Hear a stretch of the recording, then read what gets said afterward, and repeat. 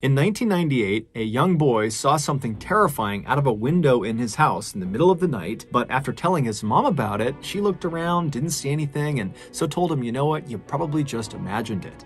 However, years later, that boy and his mother would learn he had not just imagined it. It was very real. But before we get into today's stories, if you're a fan of the strange, dark, and mysterious delivered in story format, then you come to the right place because that's all we do, and we upload once or twice every week. So if that's of interest to you, please spend a nice long day at the beach, and then afterwards make a special trip to the Like Button's house so you can shake out your towels directly into one of their open windows. Also, please subscribe to our channel and turn on all notifications so you don't miss any of our weekly uploads. All right, let's get into today's stories.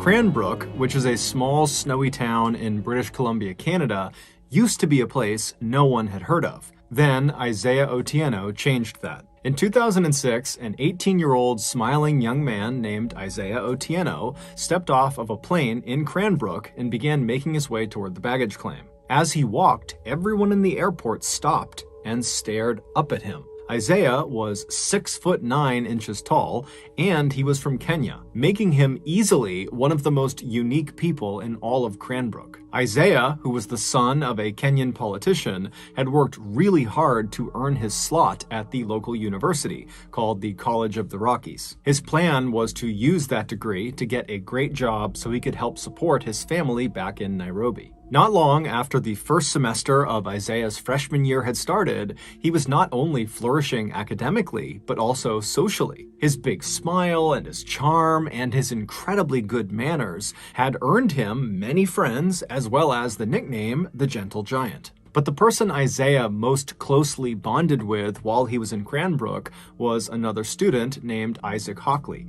Isaac, in addition to being a student at the College of the Rockies, was also a passionate photographer and actually worked part-time for the local newspaper as a freelance photographer. Isaac and Isaiah had briefly met in late 2006 at their campus's billiard halls when they were both playing pool, but that interaction had not made them friends. What had cemented their friendship and made them very, very close was one night in early 2007, Isaiah had gotten a job as a bouncer at a local bar because he's 6'9", and so he was the bouncer, and Isaac had come to that bar, not to see Isaiah, just to go to the bar, and so Isaiah's at the front, he's checking people in, and then he hears this commotion in the bar behind him, and he turns and he sees Isaac is getting attacked by this huge guy that's way stronger than him, who looked like he was the aggressor in the fight. And so without any hesitation, Isaiah turns and just starts galloping into the bar. He's leaping over chairs, he's leaping over tables, and he jumps into the fray, and he fought off Isaac's attacker. And so after the dust settled, Isaac was so thankful for Isaiah, even though Isaiah kind of downplayed it and acted like it was no big deal. But either way, the experience totally bonded these two very different people, and after that, they became totally inseparable. Over the next couple of semesters, the pair would often go off on long rides outside of Cranbrook into the mountains and the forests, and they would just chat. Isaiah would talk about what it was like to live in Kenya and how he was really here to try to be successful like his father, and Isaac would talk to Isaiah about his passion for photography and what it was like growing up in Canada around Cranbrook. On one very memorable drive, the pair were driving at night along this kind of winding road that went through a forest when all of a sudden a moose leapt onto the road and blocked their way. And so Isaac at the last second had to swerve to avoid the moose. But ultimately, they did not get into an accident and it was just a close call. So Isaac was totally fine. He had kind of recovered within seconds of getting past the moose.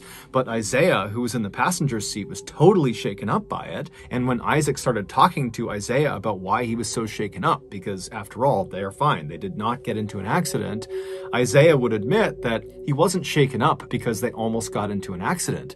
He was shaken up because he saw a moose. He didn't know moose existed, and so seeing this enormous creature suddenly in the middle of the road right in front of them just had totally spooked him. And so after this, Isaac loved to bring this story up as a way of kind of making fun of Isaiah for his fear of moose, but it was totally in a loving way, and Isaiah would always laugh right along with him. But despite how well everything was going in both Isaiah and Isaac's lives to that point, everything would come crashing down in 2008. On May 13th, 2008, so 2 years after Isaiah showed up in Canada, Isaac got a phone call from his employer, the local newspaper, who told him he needed to head into town to take some pictures of a crash that had just happened. A helicopter had been flying over Cranbrook conducting a power line survey when they had lost power and crashed. And all 3 people, the pilot and the 2 people in back who were actually doing the survey, they all died on impact. Isaac, like everybody else who heard about this, was totally shocked. 1, because it was totally tragic and horrible, but 2, because nothing ever happened in Cranbrook. So to have something so big like this happen right downtown was just unheard of. And so Isaac hopped in his car and he began making his way towards the crash site. And it didn't take long before he saw this massive ring of people right at the intersection between 10th and 14th Street. They were all on the sidewalk and up on buildings, and everyone's just looking in towards this massive mound of jagged metal that was on fire, and all this black smoke was coming off of it, and there's ambulances nearby and police, and the fire department was there, and they're trying to put out the flames, but they can't do it. And so Isaac parks his car and he rushes over to this ring of people, and he works his way towards the front. He pulls out his camera and he began taking pictures, first of the wreckage and the fire, and then also of the police as they put tarps over the bodies. Little did Isaac know, these pictures he was taking were about to take on a whole new significance for him. Earlier that day, just before 1 p.m., Isaiah wrapped up his final class of the day, and after he was done, he remembered he had some letters in his backpack that he had been meaning to mail to his family back in Kenya. And so he decided on his way home, he would make a detour to the post office and he would mail those letters. And so he left the building where this final class was, and he stepped out into the bright sunshine of that May day. He put his headphones on and then he began to walk. At about 1:05 p.m., he arrived at the post office and he went inside just long enough to put his letters in the mail slot, and then he headed back outside. 1 minute later, at 1:06 p.m., as he was crossing 10th Street, the helicopter above lost power and crashed directly on top of Isaiah. Within seconds, he and the 3 people on board the helicopter would all be dead. It's believed because Isaiah was listening to music on his headphones, he didn't even hear the helicopter as it was crashing down. He was just walking, and then he was dead. It was a total freak accident. It wasn't until later that day that Isaac would realize the pictures he had taken of this scene included pictures of his friend. Before we get into our next story, I want to tell you about today's sponsor, HelloFresh. Back when I was 18 years old, I discovered my favorite food. I would dump an entire sleeve of Oreo cookies into a bowl and slap a quarter gallon of milk on top of them. Back then, this nutrient-dense power breakfast gave me enough energy to get through another grueling day of playing video games while remaining unemployed in my mother's basement. But today, being a mid-30s guy, my body just doesn't respond the way it used to Oreo sleeve cereal. So in recent years, I've had to work really hard to reduce my Oreo sleeve cereal intake to where it only makes up a paltry 75% of my total diet. And what I do with that massive 25% of my diet is I fill it with tasty and healthy foods like you can get through HelloFresh. HelloFresh sends you amazing food right to your doorstep. However, the catch is the meals aren't made yet. You need to make the meals. But the recipes are so easy to follow, and they perfectly pre-portion everything out when you get it, so it really is super easy. HelloFresh also has a huge menu, including vegetarian, pescatarian, fit and wholesome, so whatever your goals are, HelloFresh makes it easy to stick to them. They also have a really good spring menu that just came out that's getting rave reviews. So if you want to be like me and stop sucking down so much Oreo sleeve cereal, then you gotta sign up for HelloFresh today. To do that, go to HelloFresh.com and use code MrBallin16 to get up to 16 free meals and 3 surprise gifts. Okay, back to the stories.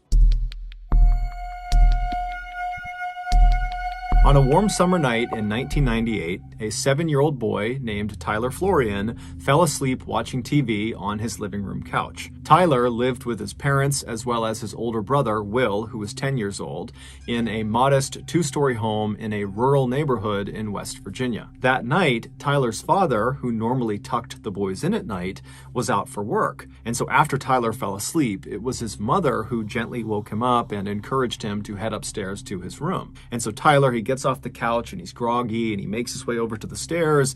He climbs up the stairs and he turns right and heads down the hallway to his room. He goes into his bedroom, he climbs into his bed, and then he falls asleep. In order to understand what happens next, you need to have a good understanding of the layout of the second floor hallway. That hallway stretched from the front of the house all the way to the back of the house. And at either end of this hallway were doors that led outside of the house, and these doors had big windows on them. The front of the house, that door, if you walked out it, you'd be walking out onto a balcony that overlooked the front yard of the property. But if you walked out the back door of this second floor hallway, you would not be walking onto a balcony. You would not even be on the second floor. You'd be basically stepping into the backyard of the house. And the reason for this is because the house was built into a hill. And so the back half of the house is literally underground. It's in the hill. And so there is no door on the lower half of the house because there's just earth behind the door. And so it's that second floor doorway at the end of the hall that serves as kind of like the exit to the backyard of the house. So with that in mind, Tyler, he gets upstairs, he goes to his bedroom, which is towards the front half of this hallway, and he falls asleep. And then only about an hour after falling asleep, he wakes up to the sound of someone using the bathroom. Tyler's bedroom was positioned right across the hall from the bathroom, and his door was open. And so Tyler's laying on his bed, he opens his eyes, and he's looking through his open door at the bathroom. And the bathroom, the door is shut, but he can see there's light coming out from underneath the bottom of the door, so he knows someone's in there. And so Tyler's just laying there watching whoever is in there. He's assuming it's his brother, who has a habit of going to the bathroom in the middle of the night. And so he's just kind of watching, and then at some point he hears the flick of the light as it's turned off, and he sees the light disappear from inside of the bathroom. The door swings open, and sure enough, it's his brother who steps back into the hallway. His brother looks into Tyler's room, but doesn't attempt to interact with Tyler. Instead, Will just turns and walks back down the hallway towards his bedroom. And so as Tyler is listening to the sound of his brother's footsteps fade down the hallway, he closes his eyes again and prepares to go back to sleep. But as he's laying there with his eyes closed, he can tell that his brother has stopped short of his bedroom and has turned around and is now walking back up the hallway towards the bathroom and towards Tyler's room. And so Tyler opens his eyes again because he knows his brother is about to be right in front of his bedroom, and he's thinking, okay, maybe he forgot something in the bathroom. And so Tyler decides to just watch to see what his brother does. And so sure enough, Will walks all the way up until he's standing right in front of Tyler's open door, but instead of going into the bathroom, Will walks into Tyler's room. And right away, Tyler sits up and says, hey, what are you doing? What's going on? And his brother, he pauses for a second and he begins to say something that sounds like he saw something out there, but he's hesitant. He doesn't really know how he wants to frame the thing he wants to say. And so Tyler's like, come on, what are you doing? It's the middle of the night. What's going on? And finally, Will just blurts out, I keep seeing a man wearing stripes at the end of the hallway. And so Tyler, he hears this and he can't compute what he's being told. And so he just says, what? What are you talking about, Will? What did you see in the hallway? And Will would say again, I keep seeing a man wearing stripes at the end of the hallway. I've seen him a couple times in the last couple of days. I go to the bathroom, and then when I start walking back, I see him outside the back door in our backyard. And so Tyler is so scared because his brother does not sound like he's making a joke. His brother sounds like he's telling the truth. And just the fact that his brother can't quite find the words to describe what he saw made it seem even more real. And so Tyler, he gets out of bed and he says, Will, we got to go tell Mom. But that required going into the hallway and going down the hall towards where apparently this man in stripes was to get to their mother's bedroom. And so Will, who initially was not that scared of this man in stripes he had seen, was now starting to get pretty panicked in seeing Tyler's reaction to this. And so Will tells Tyler, stay right there, stay in the room. And so Will, he kind of peeks back into the hallway and he looks all the way down, and there is no man in stripes anymore. There's no one in the hall. And so he tells Tyler Tyler, the coast is clear, and the two of them run down the hallway all the way right in front of that door that leads into the back of the property where the man in stripes was, and they turn left and they go into their parents' bedroom where just their mother was because their father was out of town. And so they charge in there, they wake their mom up, and they're talking over each other, trying to communicate to their mom that there was a ghost, that there was an intruder, that there was something bad happening around their house. And so finally their mom just tells them to be quiet, and she says, okay, boys, sit on the bed. I'm gonna go have a look around the house. And so the two boys do as they're told. They sit on the bed,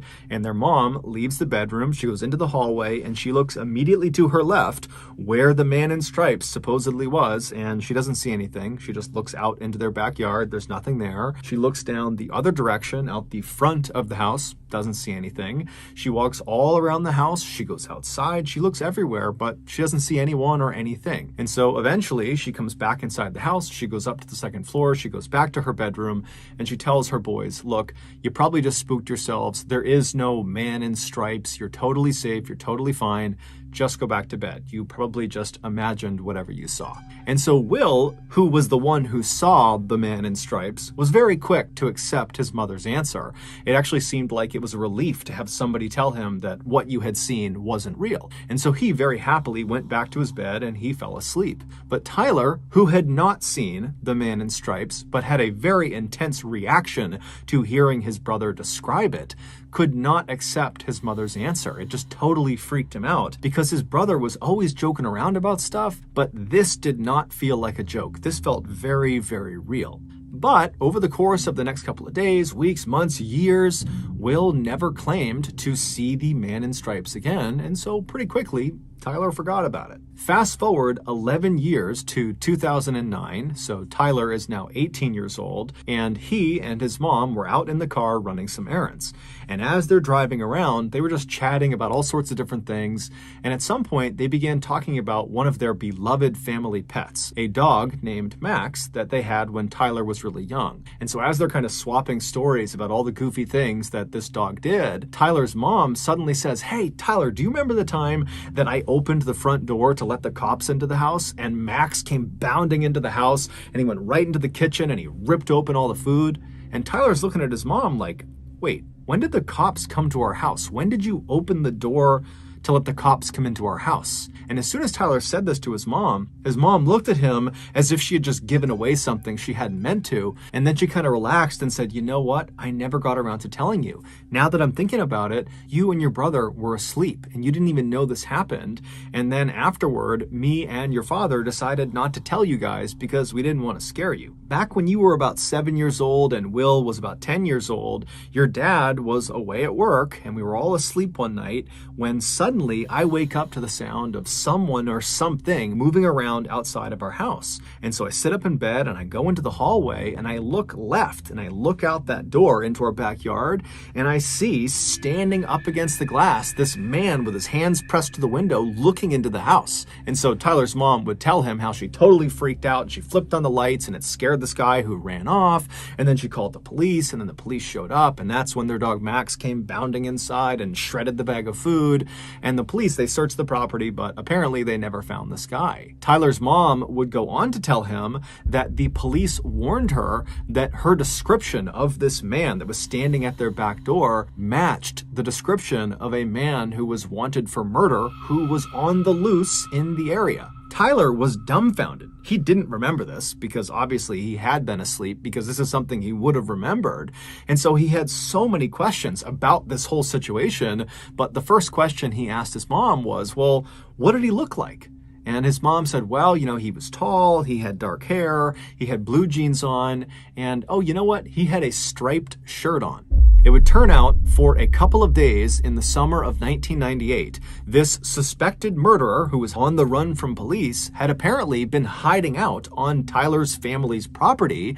And in the middle of the night, for whatever reason, this suspected murderer would walk over to the back door of the second floor hallway and he would put his face up to the glass and he would stare into their home. This was the man in stripes that Will claimed to have seen. He was real. Tyler, after making this connection, would follow up with his family members and he would do some digging of his own, but he was never able to figure out who the man in stripes was or what happened to him.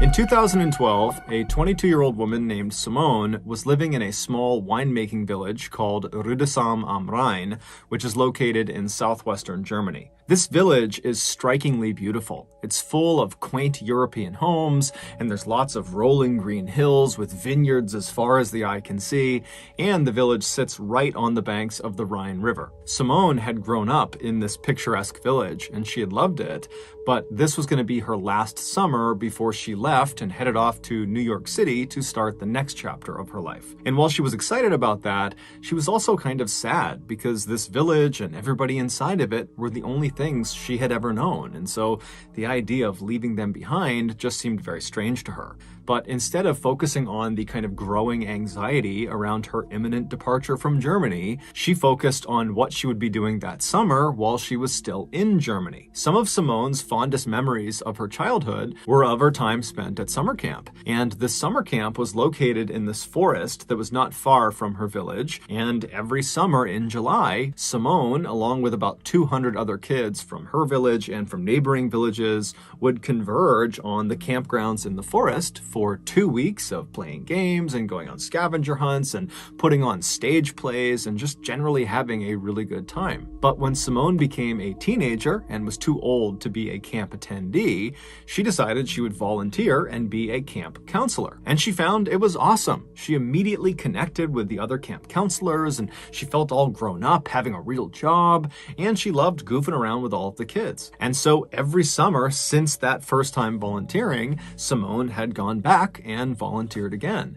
And this summer was no different. So in mid-July of that year, Simone packed up her things and she headed off to the forest. The way this camp worked was the 200 plus kids that were attending the camp, they would get dropped off in the mornings each day by their parents, and they'd play and run around all day.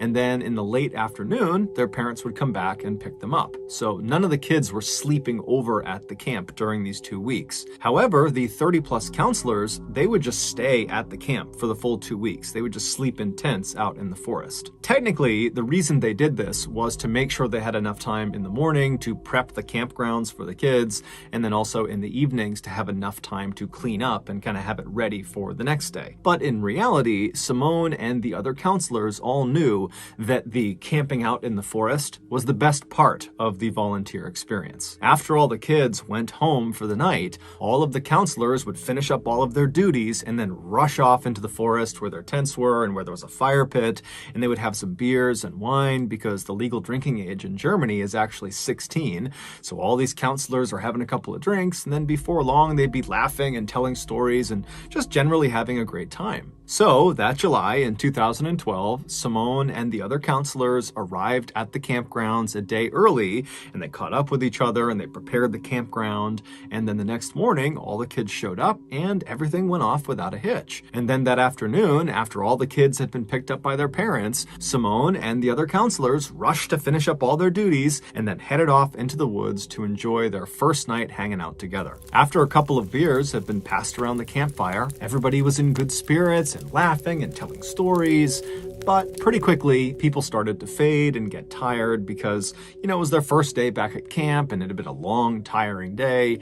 And so people very gradually began retiring to their tents to go to bed. And eventually Simone, too, had crawled into her tent and gotten onto her cot to try to sleep herself. But she found that night it was so hot she couldn't be in her tent. It was stifling inside of there. And so she decides she's just going to sleep out in the open where it's a little bit cooler.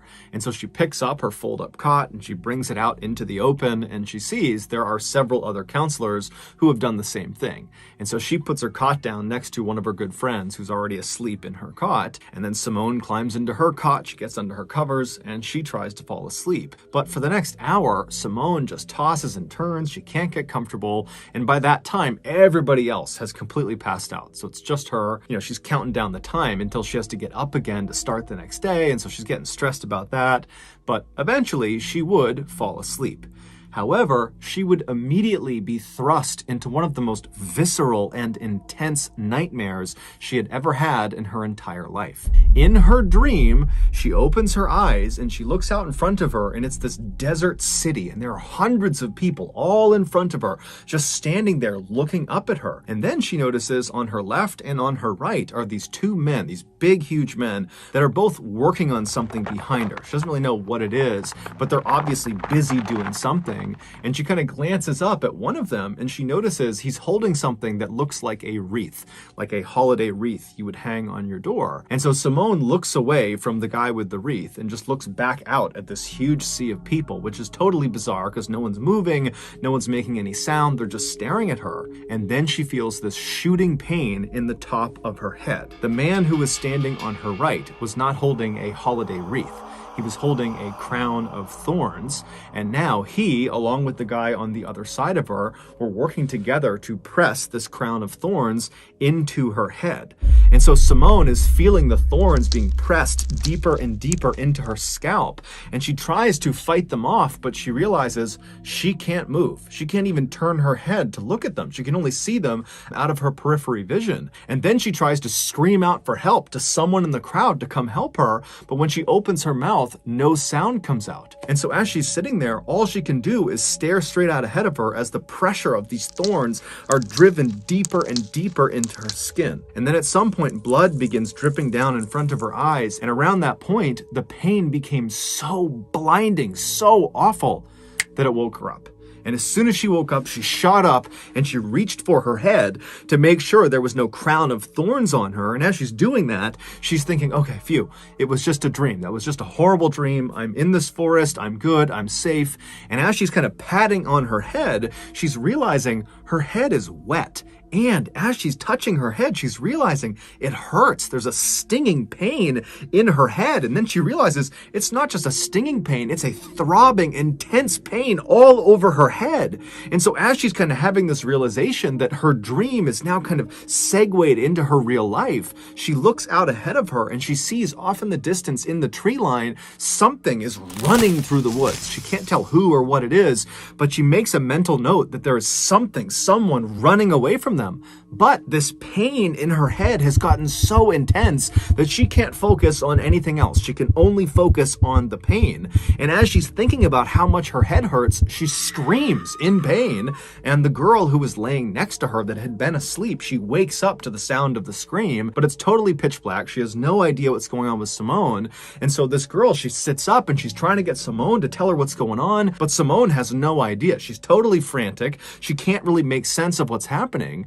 And so this friend, she reaches down and she picks up a flashlight, she turns it on, and she aims the light at Simone, illuminating her head. And when this friend sees Simone's head, she starts to scream. Seconds later, the rest of the counselors that had been sleeping out were awake, and they were rushing Simone, who was now shaking and vomiting, over to one of the staff vans. And then 15 minutes later, they had driven her to the emergency room. It would turn out, after Simone had finally fallen asleep and she began having that really intense dream about a crown of thorns being dug into her scalp, well, in reality, something was digging into her scalp and it was kind of manifesting itself in her dream.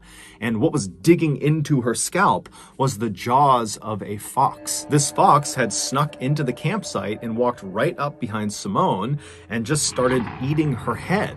And amazingly, it did not wake Simone up right away. And so this fox got 20 or so serious bites out of Simone's head before she shot up and scared it away. And so almost certainly what Simone saw running away from her in that quick moment was the fox. Doctors were able to save Simone and stitch her head back together, and they were even able to hide all of the scars in her hairline so you can't even see them. But despite her being physically okay today, psychologically, this was a very traumatizing event. Not only does she refuse now to go into any forest, whether it's day or night, but she also periodically still gets phantom pains in her scalp that feels like the fox is biting her head all over again. So that's going to do it, guys. If you got something out of today's episode and you haven't done this already, please spend a nice long day at the beach and then afterwards make a special trip to the Like Button's house so you can shake your towel off directly into one of their open windows. Also, please subscribe to our channel and turn on all notifications so you don't miss any of our weekly 1 or 2 video uploads. We now have a podcast just called Mr. Ballin Podcast where we upload never before heard stories on Monday morning. Again, it's just called Mr. Ballin Podcast, and it's available on Spotify, Apple Podcasts, Amazon, Google, anywhere you find podcasts, you can find it. We have 2 additional YouTube channels. One is called Mr. Ballin Shorts, where we post random short videos and lost episodes, and the other is called Mr. Ballin en Español, and it is a Spanish language channel. We also have a Facebook page just called Mr. Ballin that puts out near daily content. We also have a Snapchat channel just called Mr. Ballin that puts out content on Sundays. We have some really cool merchandise. If you want to have a look, go to shopmrballin.com. If you have a story suggestion, please submit it to our subreddit just called Mr. Ballin. It's linked in the description below. So whether I see you on Instagram, Twitter, TikTok, Reddit, YouTube, Facebook, other YouTube channels, the podcast, wherever, just know that I really appreciate your support. And until next time, that's going to do it. See ya.